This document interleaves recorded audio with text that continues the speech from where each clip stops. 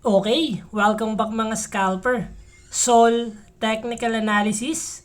So kung makikita natin, we have consolidation or sideways na nangyayari kay Sol. Meron tayong support area here and meron naman tayong resistance area here. First, meron tayong makikita mga selling pressure and mga malalaking volume. But currently, meron tayong support area and good news na meron pa rin sumasalo ng mga green candle. So the moment na tumama siya, nag-bounce pa rin siya.